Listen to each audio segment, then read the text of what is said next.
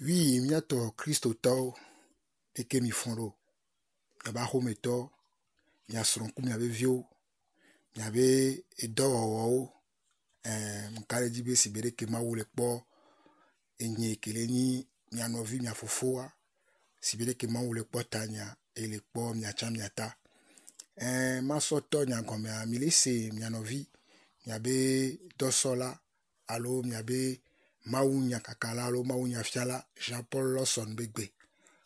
Amoko jesima mcha oyonambe apôtre Jean-Paul Lawson. Mtro le do mtro le va mia boy bebe ma de nou video gome. Wakingbe ma de nou video gome are. Mia dogbera. Ma unu son katato mi dakbena o mi kafu mi dobubu mkonchi. Owe nye fia oji fia. Ewe blane ya mereke me chuno. Owe gatune ya mereke me te blane o. Mi dakbena obe egbagle mi o medo de agbe do me egbea. Ye eganabe agbe sumiasi be nyagbate msenu kudo myabe to nyagbate nkpo nuku myabe nkuo nyagbate nle nuku myabe alo apeto mi je dakbena o. Mi biaso gbo be o gbogbon sike wonto ne sonami kele ni gbogbo kokoya. Nekpere mi anchibe mi atem se o subo nyue to agome alwe mi asubo ole nyatepe pre anukwade me bubu plenchi kokona o so mavoyi mavome to mi adela nyaba vurila Yesu Kristo Nazareth to ben kome amen. Mblave mi lese mi anovi nyabe dosola Jean-Paul Lawson begbe ye mi lese mblana mi chu fifi jembe na mi lese mi anovi nyabe dosola mawu nyakakado la reke njami oyana nyabe Jean-Paul Lawson kengwe ma yinya jare mjibi ma khale enyatare na mikpo ma khale enyatare na mi le mawunyame kengwe ma yinya ji enyibe mawunyaminya le Matthieu bagbale Matthieu chapitre 7 nimi po Matthieu chapitre 7 Matthieu chapitre 7 nimi hleso kafla nyato français bébé bible adu madonia wane enuom le sogbe tututu le mama glombe mi adegbe amowa mingba bidio mle jabagba sugbo parce que mjo dona français gbe sugbo français gbe ajo mam so mi adegbe wa ma de kukuna yimbe ne enuom le sogbe tutu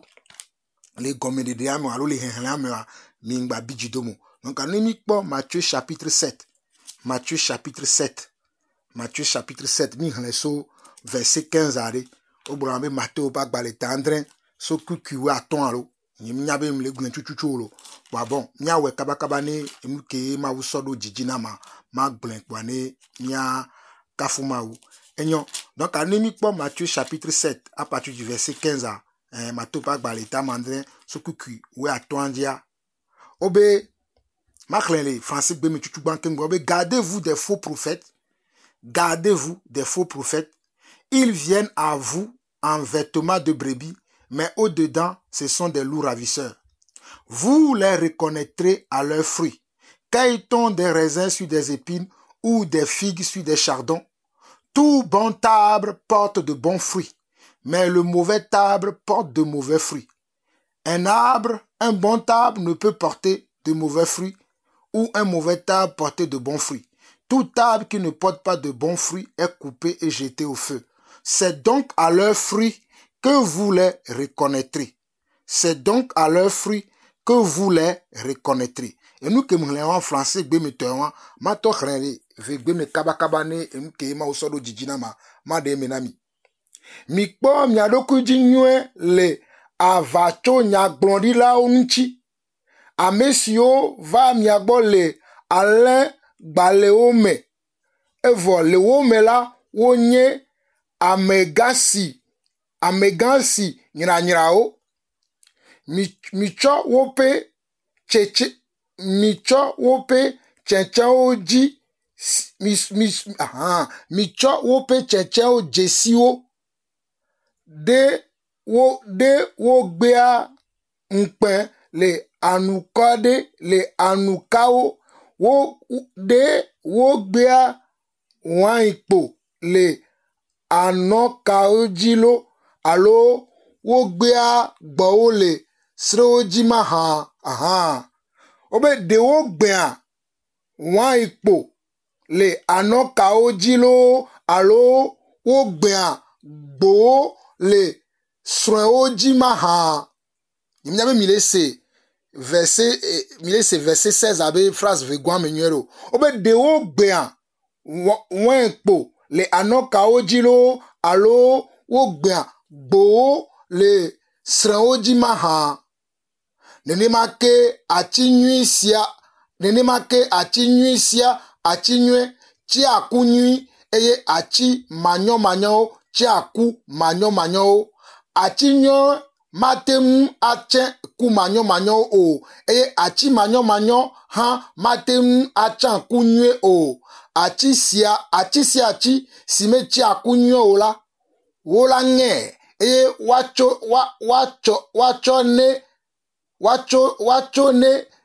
wacho ede ajome. Verset 19 allez blombe achi sime chi akunyue o la wola nge eye wacho edo zome eye anchi micho wope chechiao jesio menye amesiame si le glomblom bena apeto mi ma ba yin kosugbo mi atro mi a 5 verset 20 mi pobe vegare de funam vire poare ma bioso mi agbo ma yi me le français gbeme ni batim so kabakaba ni nke ni ma uso do jijina ma matin gbrena mi va ma jagba be mono de gon me vire ni mu français gbeme to mono de gon me vire le vegbeme ni mi atem sin kin leji la glangon me quoi.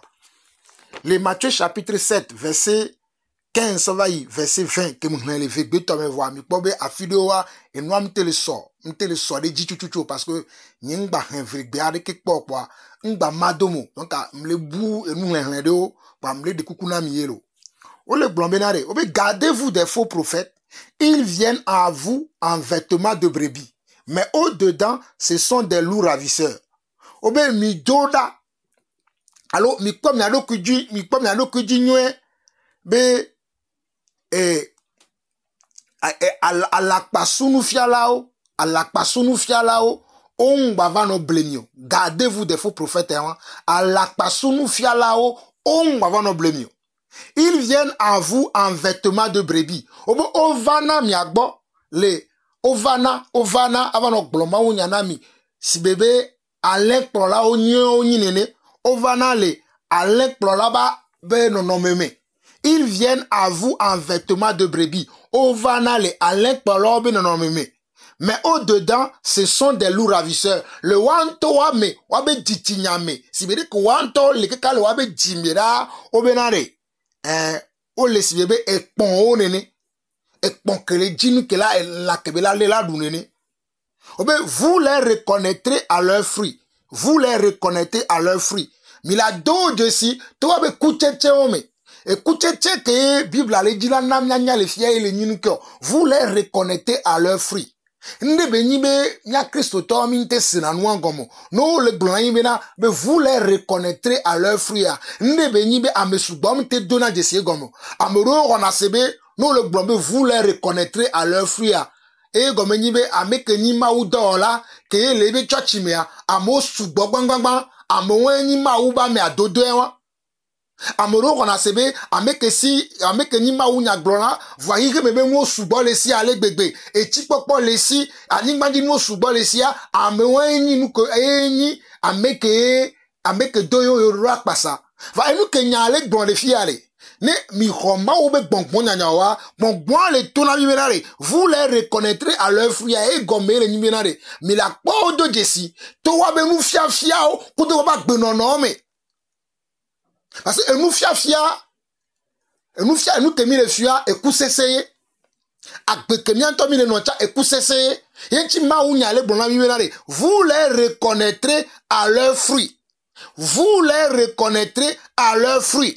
mi la po de jesi to wa be kucheche ke ma u le jila blona mi ale e le fia mi de ke ameora no fio nyaro amete kameno so nya tepe ma ube nyaro alore ke wantoro no agberwa eye memia mi na no sono nure ano kpora bi na re ame ya ware e go nya tepe gbogbon le wa me nya wa ame yo ware o desi ma wo nya wa ma ube dole wa nous que Bible ale yo be fruit e won ye nane mi po verset 17 ne Matthieu chapitre 7 are Ou le blanc, tout bon arbre porte de bons fruits.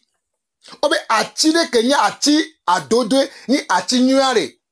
E kuse se nyue po no neji. E kuse se gbegle tomate va no eji o. Atire que nya ati nyuare. No vigne roseto, no vigne kristoto, e kuse se vovo. E kuse se vovo, e kuse se jakli, e kuse se ke mle te pewa. Mate va no ati que nya ati adodo aji o. Atike nya atike nyo atike no wusi be sinwere atike nya ati dodo wusi be sile ro kwesi are ela na ekuse senwe o matin ve no gba peya la mango chijio yo o matin gba mango cha le peya chijio peya chiare peya e o la gbanreji e la mango chi sanjiare a mango e o la gbanreji ne o va le pop peya va le se la mango chijia kema o le ekuse se ko le pam le tepe o e munyo. Et non, le blonami benare, verset 17 à l'éblanc, tout bon arbre porte de bons fruits, mais le mauvais arbre porte de mauvais fruits. Un bon arbre ne peut porter de mauvais fruits ou un mauvais arbre porter de bons fruits. Mille quoi? Obe atike mi atinyo, mateva 5 ou que l'agnon. Et atike nenyo acha, mateva no 5 ou que magnon. Donc atike nenyo, elle a 5 ou que nenyo, atike minyo, elle a 5 ou que minyo. Va nemi pas verset 20 ne Matthieu pas dans les 7 Matthieu chapitre 7 c'est donc à leurs fruits que vous les reconnaîtrez. Obe toi be kusese o me mila do jesio toi be kusese wa ke Bible ale gloire e de na fune mia me gedeo e do na mpune mia me gedeo e wona mia me gedeo mi te senando gomeo no vini togoto no vini roseto muka fikene olo muka yoyo ke ma usora gbe ojo eto no wa maudoro va enike nyatepia e nyame nyamoko ni maudoro lao nyamoko mausiamina be mia fio maunya mia no fio nyale nyatepe me mia no glo nyale nyatepe me ye enuke Bible aglo e po mi o milagro mi ma so mi anto na benya so Bible abenyon mi ma so mi anto na be nu popo so Bible abe nu popo mi ma so mi anto na be se sere la me so Bible abe se sere la me o mbale tegbere jike mi matin so mi o ya nyanto na be se sere la me mi o ya nyanto na be nu popo mi o nyanto na be nu mejrojro so va wo Bible abe nu mejrojro enu ke Bible ale glon kote a ye mi do la glon enu ke Bible ale glon kote a ye mi do la glon a me ateva no radio ji a me ateva no jijipe npomo ji jijipe npomo ko bio o gbogbo ngbe a me atewo sibele ke ntom lewo ya lewo enseignement vocal le enregistrer a me atewo no pouvoir mi do la po egbo nyere be nu ke a me ale glon nyate pia me ebe le gloire et nous ka me ale gloire Bible me be le so parce que Bible ebe nya glon mi o mi le la mi mba le pa nya le glon et nous kene Bible glon et nous kene ma ou glon le Bible me parce que nya me do mi roese be Bible are ma ou be nya e parce que mi côté nyere les Jean chapitre 1 ma khale funu acha na mi kengbe ma yinko ne nous kenam le pompore kia mate de me na mi nyere ne mi ko Jean chapitre 1 Jean chapitre 1 Jean chapitre 1. Jean chapitre 1 verset 1. Au commencement était la parole. La parole était avec Dieu et la parole était Dieu. Elle était au commencement avec Dieu. Il est pas noir. Au commencement était Dieu. Au commencement était la parole et la parole était avec Dieu et la parole était Dieu. Obe le gomedia dia me nyalali.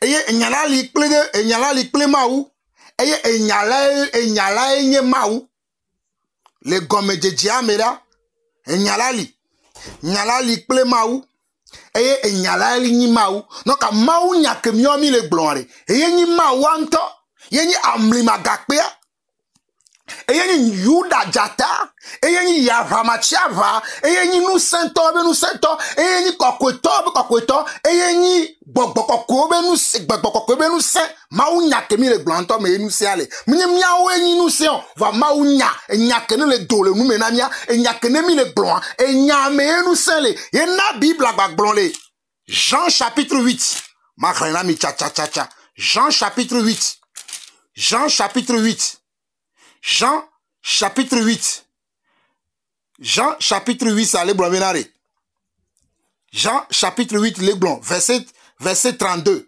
Jean 8, verset 32. Et Johannes Bagbale Ameni, Kukubla Tonvo Veale Blomenare.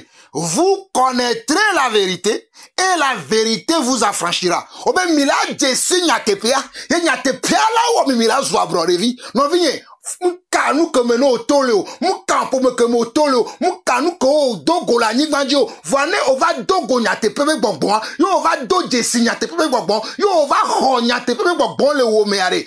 Obenare no jesi nyatepeare la wo la zwa brorevi ine nyatepea wo zwa brorevi nyatepea wo zwa brorevi o magbate no vo agbeto o magbate no vo amegbeto o be nu wona o ba ko do agbeto be dodo na amegbeto gba donu le nchi o chare ne mi o wa ma undom dasireji o ma vemi o e la be nyatepe gbongbon le ji o ne nyatepe bonbon soisi o chuchuchu ye oho nyatepe bonbon ye nyatepe bonbon le wo meare umba vona ne pepe o enu kenala na we nyatepe apo la no gbon nyatepe la no kpro la be atoreke awadeke nyatepe la no kpro e nyatepe a jimenare adegbe fa ye benya ne du kono wase parce que vous connaîtrez la vérité comme vérité nyatepe le ho non va jesi voire yo la hoka tutu non va jesi nyatepe voire yo la po dijeme non va ho nyatepe voire yo la gan non va ho nyatepe voire ye ape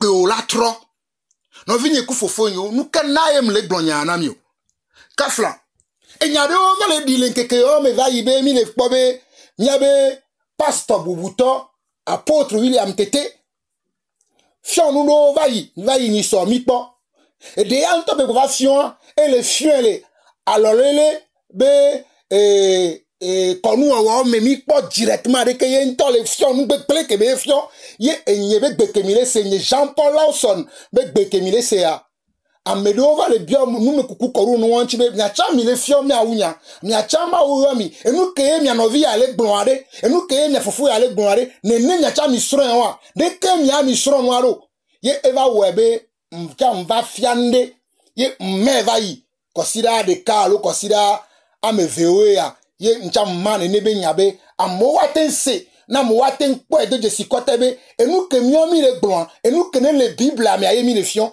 enu ke mi ne mi le gbonare enu ke bible gbon aye mi ami le fion va enu va webe na amoko je do agome ka Fla William Tete wa o je do agome je nkonami va o va le da je le nuame o va le to apare kare kane nya o va so yi me be gbongbon so va le do ma u be do o me va en wa ya mi o mi maten da sirejo la be gbongbon ke ma u so na mere nyatepe be gbongbon e.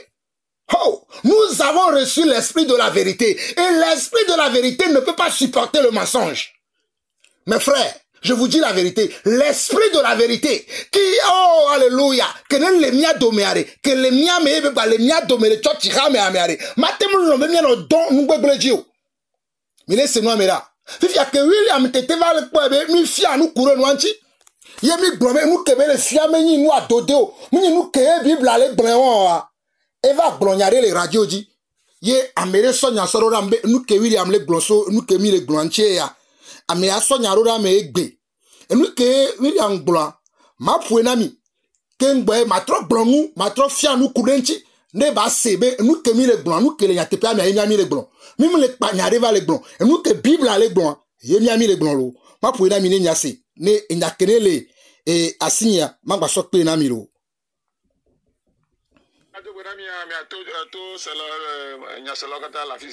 Nous vous saluons, vous auditeurs qui nous suivez n'importe où vous êtes. Alors c'est dans la parole de Dieu que vient la foi. Et donc on ne prêche pas seulement la parole du salut, mais on prêche toute parole.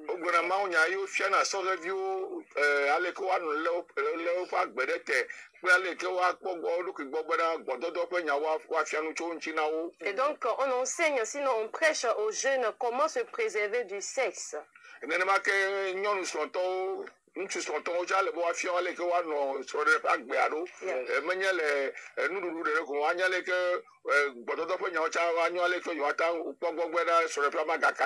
c'est de la même manière qu'on enseigne également le couple dans le foyer, c'est-à-dire l'homme et la femme, afin qu'ils puissent connaître ce que c'est que le sexe. Ce n'est pas seulement que de la nourriture. Voilà le travail de nous les pasteurs. Alors nous ne prêchons pas uniquement la parole du salut.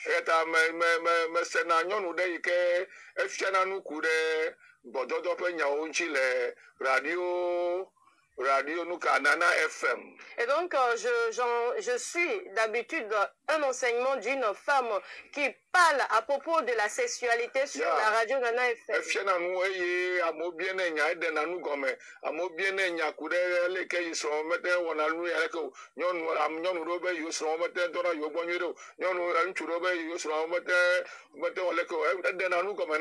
Et donc, cette femme enseigne sur le sexe dans le foyer et les gens appellent pour poser beaucoup de questions. Certains hommes exercent leurs problèmes en disant que leurs femmes n'arrivent pas à répondre à l'acte et également les femmes. Et on appelle cela au Ghana l'éducation sexuelle. Et donc, c'est comme si au Togo, on n'arrive pas à vous enseigner cela dans vos écoles. Et donc, il va falloir qu'on enseigne ces genres d'enseignement dans les écoles, surtout à l'école secondaire.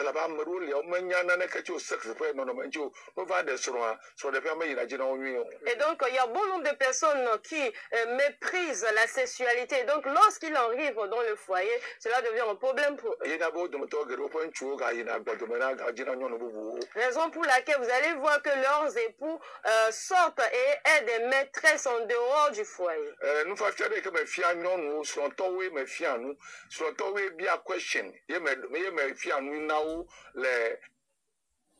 Ok. Nyabe mise enuke William Tete le gbon so le do nyancho. Nyabe mise enuke William Tete le gbon le enuke be le fia ya le fion le radio di. Ta so globe enuke mi o mi le gbon be enuke be le fion be nu om le tepe wa. E le gbon be e sontawe bio e question. E sontawe bio e nu me kuku. Ye fia nu ne e sontawe bio nu me kuku yo fia nu wa re. William Tete c'est ne pas de bon. Mais ne sont bien nous me coucouan. Nous quand on va le pas nous les réseaux sociaux audio. Et nous que sont bien. Obe sont bien nya. Ye fia ou. Et nous que sont bien yo fia wa nous quand on va le pas les réseaux sociaux audio. Et ni nyatuma ke mabio. Et nya vego ke mabio. Ni ton pom ni bo beo. Le olewo alolele mariage be chochi. Olewo alolele be chochi. Ye onto le fion et noir zereka le alors le chochi a mezereka be de ko ona ya de ko ona nu ya de ke ya o ngba ore ko ya enyimatin so mu so gbom ko glo William Tete ngba no blame o ngba no ble Togo vie o mais ore kaye o siamina le Togo kafla William Tete enye Jean-Paul la sonné le tournon benare munye ore kaye o siamina le Togo o siamine mi o cha.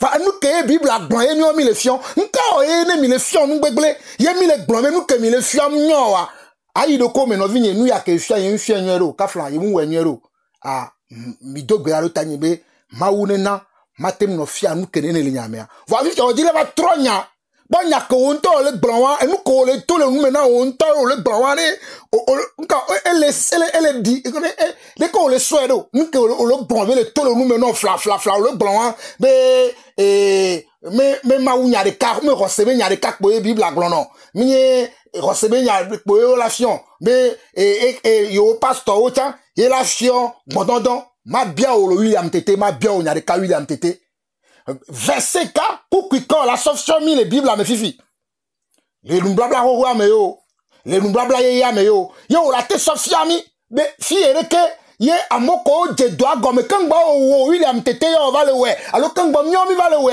o fion ne benoi verset K la te sauvetion mi William Tete me le bien là verset K la te sauvetion mi les Bible à me be nous kene o le fion Ye o va do o gbado doji le radio ji va ele gblebe ye o la no fia nu o be ye pastor la no fia ne nebe nu o are verset kai o la te so fia mi le bible me si bere ke nyam le ponu pofi mle gblo le de me be bible gbo bere ke enu ya de ke verset kai o la so glonyo mi ngba no flu mi no flu mi o la mi la flu amereo ke gbongbom le sinawo wa mi la flu amereo ke gbongbom pol le waji wa mi la flu amereo ke wa chawo le nti la me yo mji bi ano gbongbom wa wa me ko le gbongbom mi le gbongbom ye gbongbom le pro mi gasia ga me are mi ma te no flu mi awo yo ye enu ke va na mi o ya mi la no fo nu po wa o le se mi ke me le ji la gbon William tete ka flan onu ko le gbon wa o jo le nya te pia gbo nto ko e oh no vigne pastor na me do ko yom ni sova yibe enu ke ngbron no William tete ngbron nyere be yo la yo no ya gbenya ni ani mi la te senya nya cha do nya nchini la jojinam William tete mi no se nu ke be le gbron de be yo pastor wa no fion mo don le Christo be ramea apostole ka fiere ne benu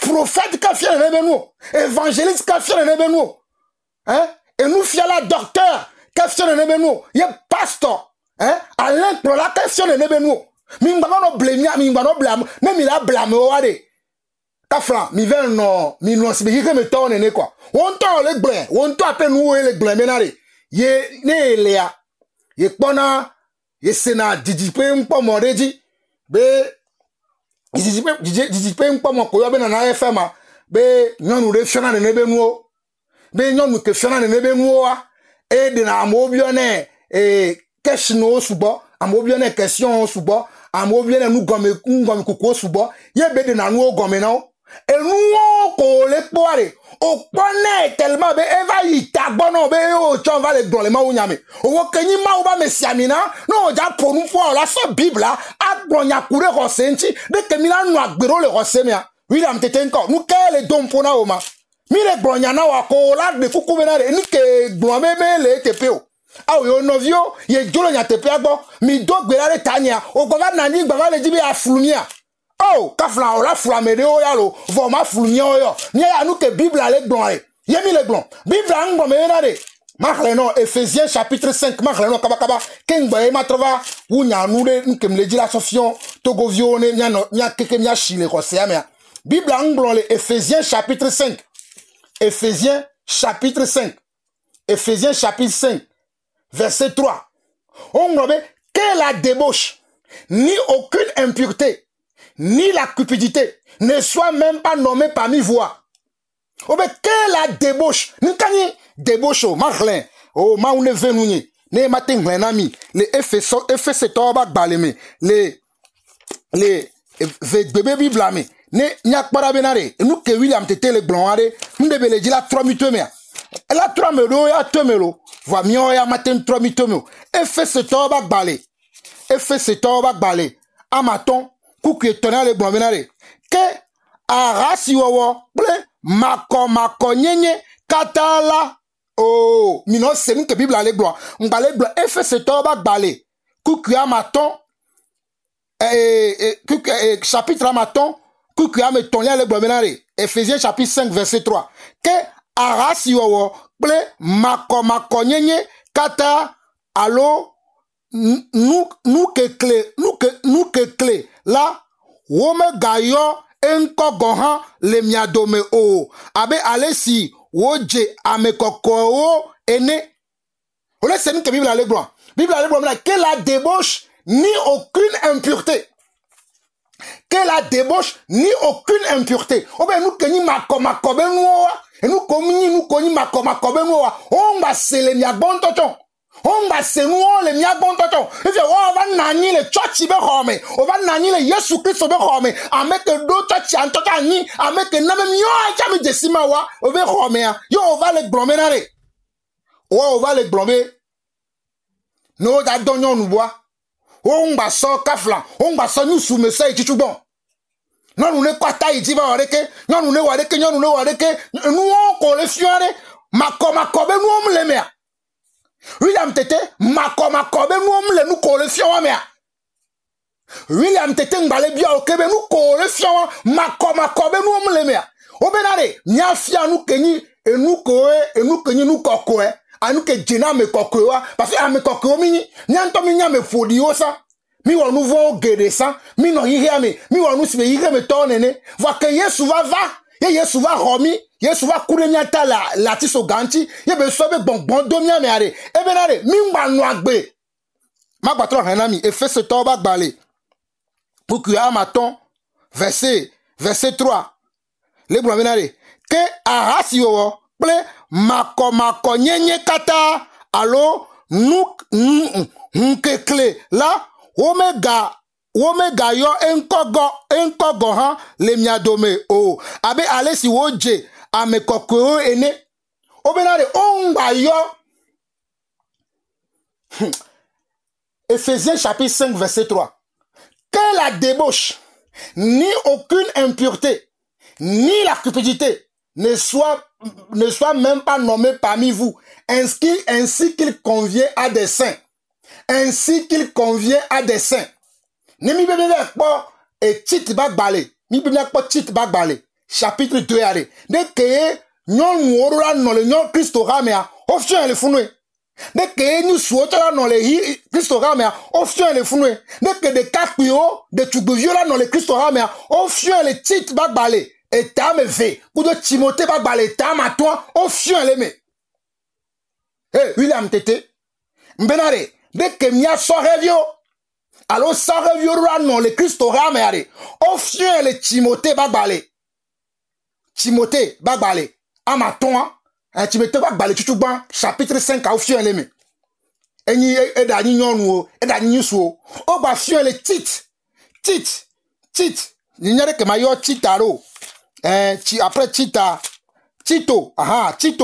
va parler Everia au fion de que ça reviendra no agbero au fion les me va nous ko on va les blancs on va aller sur nous les radios dit on va aller sur nous les ire me togo be la fion les Christo ramare on les dadje nyomi matem bonu ne amede o yala no sela no bonu parce on le vombo la le odoga on le vombo la ou yore nyomi so ma gbeso do ma o ba lo me na mi ga wu mi chare mi la kulo nya te pemera ne mi ga le mi so wu nto go hare nyomi la kulo nya te pemere mi ma no vomi kaka mi matem go nya te pera nyu o le sia nyawe nyora menare Jean Paul Lawson nkonye wa ma usia mi na mchanta apostolo kem chamni va nous coller fiore dada avec bon nous le fion on va le nyate pia me o jo le nyate pia bo if you va les radio di le blomé ma ba trop fouene togo vio aseke mi ma no flumio yo mi la flamerio va mi mate flumio mi ba se nous kebe le glanwere ne ma travail dynamique.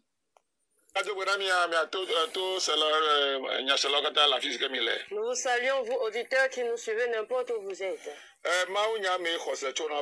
Alors c'est dans la parole de Dieu que vient la foi. Bien c'est d'accord le blanc. William Tété le blanc mais Maounya me rose sonavana.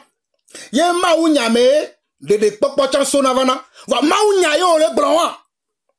Maounya kenyi be nu swa donyo nu bareke nyonu atrafiene awreke ni Maounya kenyi wacha. Yo abobo nya pare tanaya William Tété. Abobo nya pare tanaya Maounya kenyi nya wacha ko le blanc. Mile wonu daka onto e. Ka flam no vi yo mi senya vone nya kelasi nya maso do nchina mi maso bore nchine ne ba bonu ko be nya on ke be le blanc. Et donc on ne prêche pas seulement la parole du salut, mais on prêche toute parole.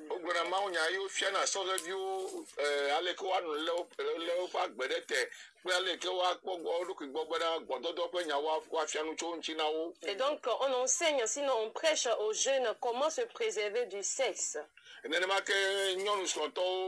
Nous sommes tous les bois fiers les que on sur le parc béado mais les nous les que et c'est de la même manière qu'on enseigne également le couple dans le foyer, c'est-à-dire l'homme et la femme, afin qu'ils puissent connaître ce que c'est que le sexe. Ce n'est pas seulement que de la nourriture. Voilà le travail de nous les pasteurs. Alors nous ne prêchons pas uniquement la parole du salut.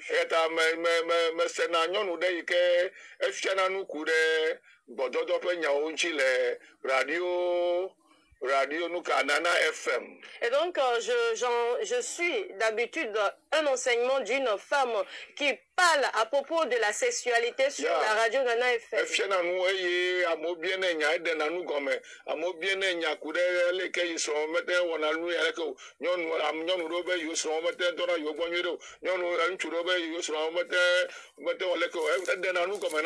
Et donc, cette femme enseigne sur le sexe dans le foyer et les gens appellent pour poser beaucoup de questions. Certains hommes exercent leurs problèmes en disant que leurs femmes n'arrivent pas à répondre à l'acte et également les femmes. Et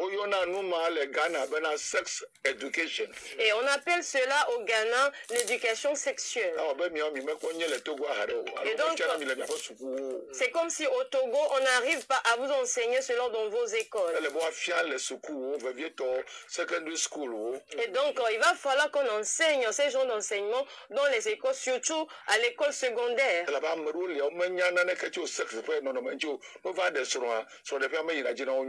donc, il y a bon nombre de personnes qui méprisent la sexualité. Et donc, lorsqu'ils arrivent dans le foyer, cela devient un problème pour eux. Raison pour laquelle vous allez voir que leurs époux sortent et aident des maîtresses en dehors du foyer.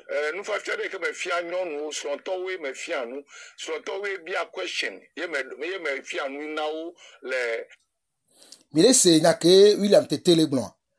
Ame kene so vidéo arorama ame amte kpo vidéo ayi keka nu wune nan kebe le blanc. Wa vitiki kebe blanc a e sune mio ya be miating be nyane. Vitiki ke mi sele vidéo ameare e sube mia gbe nyane. Ne mi ya manya ya na miare. Ma gba tro so vidéo vitiki ya pere nchina mi le TikTok ji. Ma tro so pere nchina mi. Nou ke William Tete le blanc are e le flumi e jole nya tepe agbo. Nya tepe ale nami le nya le Romains 12. Roma to pas balé et kukui ameweve. Romains 12 Roma to pas balé kukui ameweve. Verset 2. Et Réclamé Evelia, on y a au chapitre 2. Romains chapitre 12 verset 2. Romains chapitre 12 verset 2 le bomenare.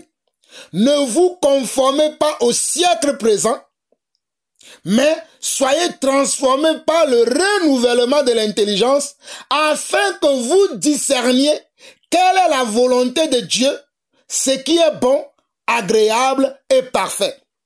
Romains 12, verset 2. Ne vous conformez pas au siècle présent, mais soyez transformés par le renouvellement de l'intelligence afin que vous discerniez quelle est la volonté de Dieu, ce qui est bon, agréable et parfait. Nous acclamons la parole du Seigneur, mais nous refusons la parole de William Tete. Nous acclamons la parole du Seigneur, car la parole du Seigneur est la vérité. Mais l'esprit du mensonge, l'esprit de séduction court derrière William Tete. On va pas blâmer tout le monde quoi. Nyo nyachare, mi le fioma unya, nyata mi klama unya. Mdakpena Togo benu fiala benare. Ke mi ami sukul le Togo, ke yambola fiomi nu kuro e no nini suova le si. Nu kolate no selelame, nu kolate no va lo kpo le nchi o ben nu le tro le nchi no. Yo fiomi le puberté be gameare. On fiomi nu daka kamorova le fiongbe. Les didipen pas maoji, les didipen nous c'est maoji, les miabe alovibe moko le miasie fimi le yobena portable oji ya me sa me le poare on fiomi noir le sekulo wa nya dakpene ma ou quoi mdiri ma bio nya de Carlo William Tete non ko oji be la gbona mi menare mia togbo ko nani va isan mia mama ko nani va isan ye nous fiafion nani wa mte de son se vivio. Nous collèges la gronamia, n'atteint ko nani va isa, mia mama o mia no ko nani va isa, yon va laisser mia nous daka o ko mi le blanc fioa. Voyons des stronces vivio. Nous collèges la gronamia, et nous n'êtes pas William Tete. Et nous n'êtes pas, na bon nous le fous kaba, nous mako ko va le fion, et nous magnon ko va le fion. Romains 12 verset 2 le gromenare. Ne vous conformez pas au siècle présent, mais soyez transformés par le renouvellement de l'intelligence afin que vous discerniez afin que vous discerniez quelle est la volonté de Dieu, ce qui est bon, agréable, oh alléluia, et parfait. Obédane, Mingba so ma non le vegbe be Bible me no vi yom le de kukunami vegbe a jo le bonye vire voir ma ou le perenchini le dak pene ma ou. Romains 12 verset 2. Obena eye migana miape ani nono na di iresiame o. Mingana miape ani nono na di iresiame o. Oh alléluia. Obe mingana miabe ani nono na di iresiame o. Hafi mitro miape nonome to mitro miape nonome to miape tame susu pe yeye wawao me boum bene miadro nous si onye ma ou pe lolonu signon eye wo dia enu nui eye wo le biblola me akpo mine senu ke Bible ale blanc Romains 12 verset 2 le blanc menare eye migana miape aninono na di iresiame o. Migana miape aninono na di iresiame o. O le fiami le sukulu. O fiami le ganabe sukulu. Sex education. Bonunu bada on soso. Tote nou on soso. Ne nye Jean-Paul Osson. Nyang potola gbenyang kwa wale. Wow, magate no fion wow. Ne nye mse etolome. Vane mse kwa ma va mwanji. Ncha ma so Bible nya. Ncha ma va fion tonya. Alakpa nou ko mi le fion wale. Mi la tote nou wow. Mi ma ba no fion nou wow. Ne nyam la deme de gbene mkuko Vane me lagbe ya. Oh. Ne me lagbe ya le nye ma da chivu bien oh. Alakpa nou fion la oh. Nya potono fion busu nou oh.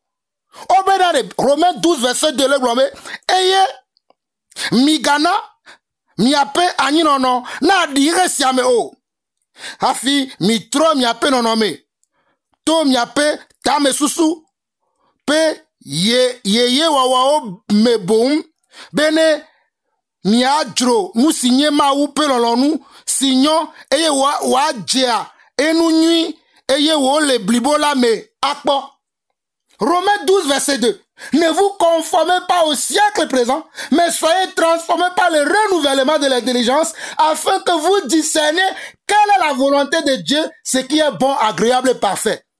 Quand Flanovine Togoto, gamemle, ye mava nanima de Bible a gomenu que relation serewa, ne mi dibe ya nan ko relation serewa de, mi te le FS toba balea kekem, miarle, et Philippe Toba baleo kekem, Nyava Courante Toba baleo kekem, et bien et Timothée, alors Tito pas baleo, et nous que Jérémie Rosseto et Milawa, et nous on la baleo, mais on va sur Bible à les fier nous, on va venir nous donner nanana FM dit, Fiona, bon dans nous, on fait le Ghana, sex education, Amega, ole daje, Christo m'blan nous, m'balé bien ok. Ne on y avait Christo blanc, Christo fion moi en TPA. No bay internet dit quoi o la pas me kene mia. Nya yo non. Oh no Dieu a filmé mi. Ne nous confions les Bible mais au ta so Bible. Ntama so Bible. Ne mia blanc comme nous confions les TP ma. Mi ngala blemi o quoi. O le blanc nya o mi le gbe na wa. O va ti te va y radio di. Va na ni le balek blanc na fufluon et nous le gbe mia. Et nous pas na mia o ya. Ciao. Et nous me l'ekpawa William Tete, et nous me l'ekpawa, mi le blond na gbe mi le blond melare, Christo bera, nyawe na beda le bouffon mi la. Oh, nyawe na beda de, ma ou vion ma do ba ou fon le timio. Nyawe nou yo ke mi le wa, et na ba me ro ma téléphone ma wo, et na ba me ro ma te do papa so la be o tati papa so la, a jera tom nyawe nou yo ke mi le wa we na. Na me sia me la tenji berare, ne pastor de siade, apostolo de siade.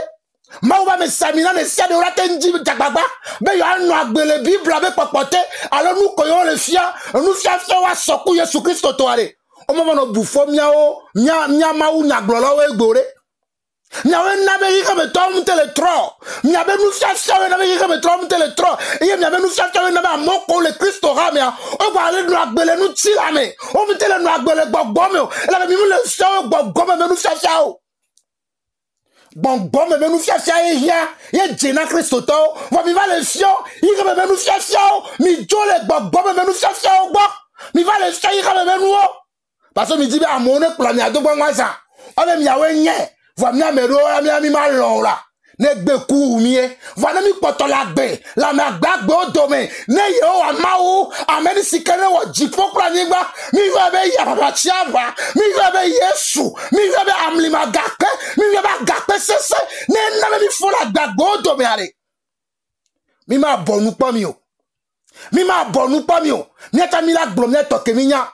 Et amoko aussi ma oube bonbonle, amoko aussi si djele, amoko wa menu veve soma ubwa, ola kwa benare, amereo le donya tepe, kengba amereo le daji, nema u nyanu na miare, minyanu kenele wa William Tetea, nous kenele weare, Bible na minye, le Timothée bagba le bantomi, 1 Timothée chapitre 1, Timothée bagba le bantoa, et blon nous kenele wa William Tetea, oh blon leme, nous kenele wa William Tetea, nous kenele wea o gbonle mama rana mi cha ne mi akpa le fie et noir de fou.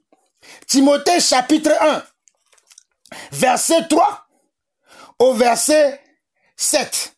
Timothée chapitre 1 verset 3 au verset 7. Je te rappelle l'exhortation que je t'adressais à mon départ pour la Macédoine lorsque je t'ai engagé à rester à Éphèse afin de recommander à certaines personnes de ne pas enseigner d'autres doctrines. Maintenant, c'est comme les blancs, afin de ne pas enseigner d'autres doctrines et de ne pas s'attacher à des fables et à des généalogies sans fin qui produisent des discussions plutôt qu'elles n'avancent l'œuvre de Dieu dans la foi. Plutôt qu'elle n'avance l'œuvre de Dieu dans la foi. Le but de cette recommandation, c'est un amour venant d'un cœur pur, d'une bonne conscience et d'une foi sincère. Oh bien, le but de cette recommandation, c'est un amour venant d'un cœur pur. Oh, alléluia. Le but de cette recommandation, c'est un amour venant d'un cœur pur, d'une bonne conscience et d'une foi sincère. William Tété, un cœur pur m'baressio. Un cœur pur. Et dit, oh, alléluia. Marlenole. Avec bébé Bible, mais. Ne ate se gomero. Ase gomenyere.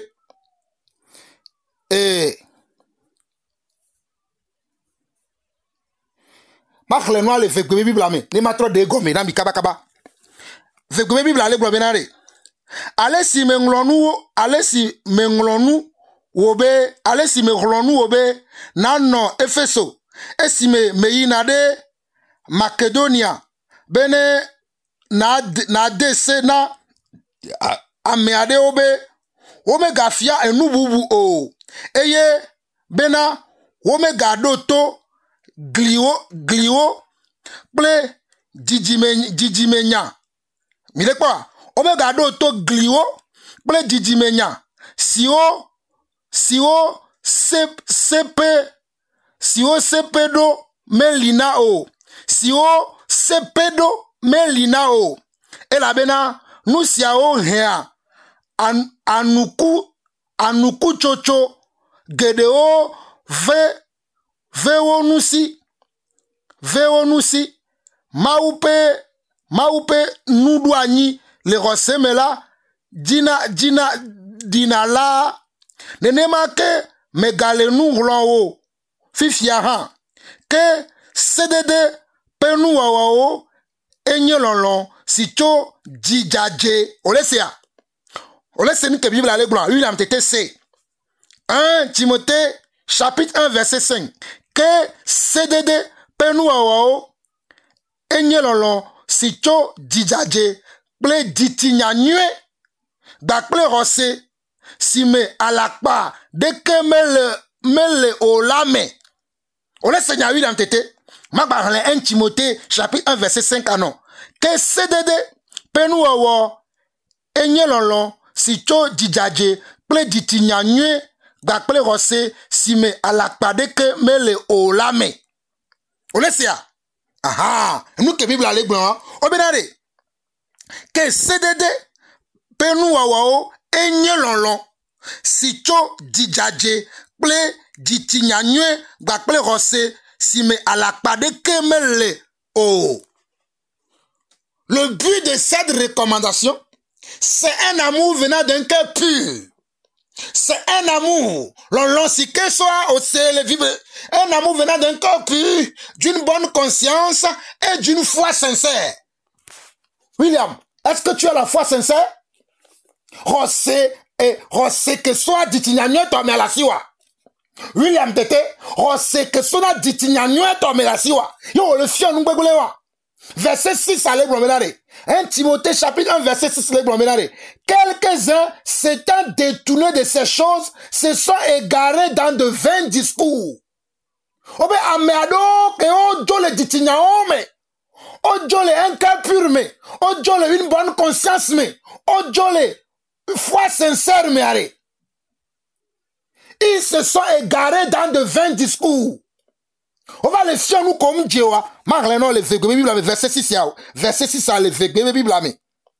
Nous si o bo ameadeo tremoncho eye wo gbugbo yide nu popo jodro gbo hele dijimbe yo anye sefialao eye wo menya nu si wo gblona eye wo menya nu si wo gblona la nu si allo ma mianta mi se eye wo menya nu si wo gblona allo nu si oji wo kandola gon me o ma parle verset 6 anami nu si wo gbo ameade nu si wo gbo ameade o tremocho eye wo gbugbo ide nu popo jojro wo gbo hele dijimbe ye wa nye sefialao eye wo menya nu si wo glona alo nu si wo ji wo kandola gomme o mille quoi verset 6 à l'Églon les français bébé bible quelques-uns s'étant détournés de ces choses ils se sont détournés de quoi? Ils se sont détournés d'un cœur pur, d'une bonne conscience et d'une foi sincère pour nous enseigner maintenant des choses qui sont des choses égarées, pour nous enseigner des vains discours. Verset 7, Afrique, ma sœur, le fier, que ma relève 1 Timothée 4, ils veulent être docteurs de la loi et ils ne comprennent ni ce qu'ils disent, ni ce qu'ils affirment. Ils veulent être docteurs de la loi. On les dit, et ils ne comprennent ni ce qu'ils disent, ni ce qu'ils affirment. Ils ne comprennent ni ce qu'ils disent, ni ce qu'ils affirment. Verset 7, le Bible, hele dijimbe yewanye sefialao eye womenya nu si wo glona la alors nu si wo ji wo kanola gomme o mille quoi ils veulent être docteurs de la loi et ils ne comprennent ni ce qu'ils disent ni ce qu'ils affirment. 1 Timothée chapitre 4 afike mawunya roare 1 Timothée chapitre 4 mle demi kele wa William Tete gomenami mi a Kristo to ne mi a teda la me wongbo no va les radio di la pas do le glon abe nyaon ware enu ko mni nyake ma ujibe mi no glon enu ko ma uba mesiami no glon enu ke amoko je ma ube do gome je nko mfion enu ke ameko wo do akenbo mi o mi bale we o mfion amere pe glon wo ware mi ma ten pasa wa odo 1 Timothée chapitre 4 verset 1 au verset 2, le blâmenare. Mais l'Esprit dit expressement que dans les derniers temps, quelques-uns abandonneront la foi pour s'attacher à des esprits séducteurs et à des doctrines de démons par l'hypocrisie de faux docteurs portant la marque de la flétrissure dans leur propre conscience. Il est quoi? 1 Timothée chapitre 4 verset 1 au verset 2. Et le blâminare, mais l'Esprit dit expressement que dans les derniers temps, quelques-uns, améadeo, ola jole, nyatepeagbo, ola jole rosemela, omaba no rosemeo, pour s'attacher, on va être à des esprits de séducteurs, on va être qui peut bon, bleu, marlenami. Ma grana mi le fait que Bible blâmer. Yo William tete miao o la blâmer do yalo. Vo miao yo matem blé miao yo. Mia o siaminami a mile ngonu nami Yesu ba mi ale miao miaji o matem blé miao yo. Mele nous siao nglona o. Rele mokpom 1 Timothée chapitre 4. Que bonbon la blanco tebena le nkeke mamleo mela ameadeo a demegbe a choro seme. Milesia. Que bonbon la blanco tebena le nkeke mamleo mela ameadeo a demegbe a choro selame. Eye wado to beble bonbon o ple bonbon vope nous fiafia. Milesia nyanyorea. 1 Timothée chapitre 4 verset 1. Que bonbon là le blanco tebena le nkeke mamleo mela ameadeo a demegbe a to selame. Eye wado to bebe bonbon ple bonbon vope nous fiafia. Donc nous que William tete le fian et nous que William tete le blanc bebe bonbon ple bonbon vope nous fiafia. Mwenye Yesu Kristo amlimagape Yuda Jata fiaoji fiabe nous fiafia. Mwenye amekene ni bobokokobe peto amekene ni sento abe nous fiafia. Mwenye nous ke apostolo fian apostolo Paolo yele glonia ale glona ye nglonu ya dare apostolo ye nglonu apostolo Paolo ye nglonu ya dare sole nglonu mi mena nya benare le nkeke mamla mea ame ko mi na me ato le gbogbo ame ko mi na nya fofo le gbogbo ame ko mi na be na re nya be nu fiala o nya be chicha o nya be mau no la wa de ame ado la va to le gbogbo ame o ma ba no Yesu be paprote o la va no beble gbogbo o kudo alapa nu fiafio be gbogbo te wa we no gbonu ko William tete le gbon wa we gbona nu ke William tete le gbon amere penton gba flumio kafla mbale bleke ola flamedo ya vamio ya ma flumio ela be bonbon siaminami ma obe gbogbo le miaji bonbon kele no Yesu Kristo ji yo pona vovoto to le Yesu Kristo kudo farisia trufsa obe nu me gbogbo wa gbokoto le miaji bonbon kele no apostolo ji yo pobe apostolo be nu fiafia apostolo be nu wana o to na vone e vosala be nu wana o le church roi me are gbogbo wa le miaji bonbon wa le miaji amere penton gba flumio amere penton gba don won jinamio enu ke nyate pia po mi mirablo nyamulo e makuro nyate piata nyemva mama no ire amo amoko va be ava no ire ame are o le pa ire ame sibe wa be no penene ire ame mi no nyepeo no nyepe ni ma no apeto abe nkume ne ko apeto nya na nya no plonchi aloba no lome asiba no asime wa be vinye o degbe fanye nyala o zonle nyamela enu ke mi le jia mi le diba moro lomi yede mi ntele gro nyate pio mi va le trota gunu nyate pia nyakpo nyate pia de ko mi no to akpa de kabane ne va no gro nya fuflo ware mi la no gbe gbona mi de ka ne nyeme so aye va ne ngbe se kwa ma gbe gbona mi no vinye togoto no vinye roseto mponu po subo mdenu subo gomi mda pa subo tamnyo apa dodonya ela veto mena mero tamnyo ela jojina mero nu ke ma gro la mi ape nyibe na miamo ko gbona mawunya bonbon kene sonami yemi gbona mawunya bonbon e wona be gare mo la no dapa gare mo la no gbonya blewu gare mo la no sogbe anasi be ke bonbon aso na orua fa enu ke bonbon aso da sime na ma e be dowo nyamle mjibe mi ase ne ba de William tete gbo be na re 1 Corinthiens chapitre 1 Timothée chapitre 4 verset 1 le bon be na re mais l'esprit dit expressement que dans les derniers temps que mamlo me mileya obe dans les derniers temps que mamlo me quelques-uns abandonneront la foi pour s'attacher à des esprits séducteurs et à des doctrines de démons par l'hypocrisie de faux docteurs portant la marque de la flétrissure dans leur propre conscience. Eh bien nous le William Tetea ojo le nyatepe agbo, ojo le rosi agbo, Ongba le bon rosebenyon, ongba le fia rosebenyon, wa wela fia mo benare, mingba wonu sibe yire meto, mingwa nani sibe yire meto, vovote te no nyakudo yire meto dome, if you va le Saint Christ tobe, wa no agbe sibe yire meto nene, va le blemio ya, ola blamero va ma blemio la, nous ko le fiare, da gbogbo, ble gbogbo le dom pono, ble gbogbo, na mia do perare tao, na parce que si quelque chose la dit non regardez et comme il va la déjesi mais nous que les chia ble gbogbo le ble da gbogbo le don pona ye gbedo la de vane o va le to si akọ le code ko iji le do de ko la iji le radio oji ba le gbon nu fufulu o are de ke gbogbo la te ke gbedo la ma to wodona o hein e be gbedo la ma to wodona o 2 Timothée chapitre 3. 2 Timothée chapitre 3. 2 Timothée chapitre 3.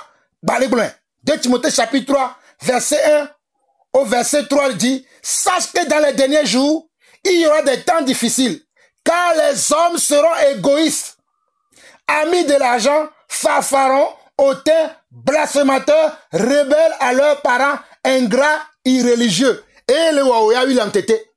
Nous que le Waouya, oh ben sache que dans les derniers temps, il y aura des temps difficiles. Hein? Quelqu'un me mille quelqu'un saint mille quelqu'un saint mais mille et saint mais et nous que wabena car les hommes seront égoïstes. Et comme avec betola dans le cul ça ou maou.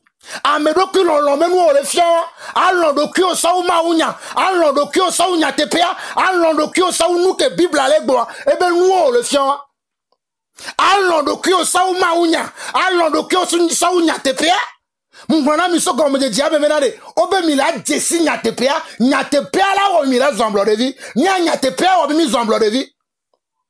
Non, on te va le blé de kove nya blo de viare. Et nous ko la no fiamo et nous ko le fiamo. Car les hommes seront égoïstes, amis de l'argent. Nya va jouer galon là, fanfaron, hautain. Nya no drum nya de ko reji.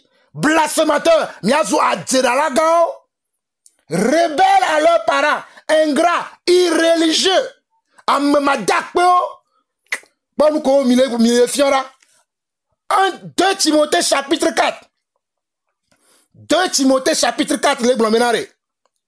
Je t'en conjure devant Dieu et devant Jésus-Christ qui doit juger les vivants et les morts, et au nom de son avènement et de son royaume, prêche la parole, alléluia, prêche la parole, insiste en toute occasion, favorable ou non, reprend, censure, exhorte avec toute douceur et en instruisant. Et donc, comme y'a mis revers, et donc, comme y'a mis le revers, obénare, je t'en conjure, obénare, m'le dekpe di non là, m'le dekpe di non, le miape to Yesu Christo me, kudo le maoupe kwa bonte benare, que ame que ja drovonu ame kuku kwa me agagbo benare kudo lebe va ben ko me benare de gbe fama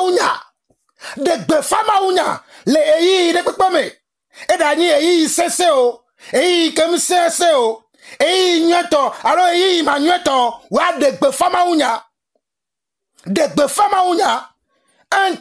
Timothée chapitre 4 verset 2 prêche la parole, insiste en toute occasion, favorable ou non, reprend, censure, exhorte avec toute douceur et en instruisant. Et donc, comme nous l'avons dit, nous froma unya, nous degbefanya, nous tegbereji, nous que Bible allait blanc, nous blanc. Ne amoko ma ube bon le wame, amoko ma ucha, amoko ma ule chan, wado tonya, wa roma udise. Et nous wate strong de semelo. Waten strong seme ye biba gbaena nyanya parce que amelo la baba to te fiano globe me kenya me ale pompono no me kayo eton o beble gbogbo le don pone jajara gbogbo e o wa sebe yo de kako nye nous que bible ale glon me ba ranami 2 Timothée chapitre 3 verset 16 à 17 et ma parle fou 2 Timothée chapitre 3 verset 16 à 17 le promenare. Toute écriture est inspirée de Dieu et utile pour enseigner, pour convaincre, pour corriger, pour instruire dans la justice, afin que l'homme de Dieu soit accompli et bon et propre à toute bonne œuvre. Biba seke no vi tokoto. Obe toute écriture. Obe nous ngonglo de keke. Nye nous ngonglo kene so. Ma obe bonbon me. Ye be je. Be waso ronwa me. Waso fion me. Waso luame do. Waso nyuame le bonbon me. Alebe amekebe nyi ma utwa. Bani ame kela no. Ano wonu jojwe le maube amekela no amekela no wonu jojwe la no maube moadia watem so fion no me allo 2 Timothée chapitre 3 verset 16 à 17. Je termine par là. Toute écriture est inspirée de Dieu et utile pour enseigner, pour convaincre, pour corriger, pour instruire dans la justice, afin que l'homme de Dieu soit accompli et propre à toute bonne œuvre. Et nous que maounya le blanc no vigne togoto, no vigne roseto, no vigne Christoto de siade, ko mini Christoto et maouyo miacha le togo nyingmandia et nous ko mia no fion, va no fion de que nyon la no kata mene nyusu. De que nyusu la no donyon nou bo, va mini nyueto achon. Blebe bonbon, blebe bonbon. Et nous ko apostolo fion. Et nous ko pour nous pas courir de Bible amo. Ya mo va le fioa, le Christ berame. Ya William tete le fioa le fioa. Nyami gbe nyawa. Mi le nous que Bible a blanc. Et ye mi ami le blanc lo. Na mere lo Bible a ben nyagbo. Na mere ro. Yesu Christ be bonbon. Amere ro amenu bebe bonbon. Amere ro yayira be bonbon. Amere ro bonbon ko kwento toi. Et là c'est nous que mi le blanc gomme. Amo ko mte ro bonbon ko. Amo ko le blewa de ko be yo le tchatirame. Amo ko le blewa de ko be yo ni Christ toi. O ko mate c'est nous que mi le blanc gomme. Va mo ko ro ma obe bonbon. Ye ma obe vonvon le wame. Ye ma oba misisi le waji. Ye ma ou dasi le wajia. No c'est nous que mi le blanc. Ola nyabe ma obe nya mi le blanc lo. Mda kwenami. Mi se nyanovi. Nyabe dosola. Jean-Paul Lawson Begwe. Oyirami. Eizandelo. Bye bye.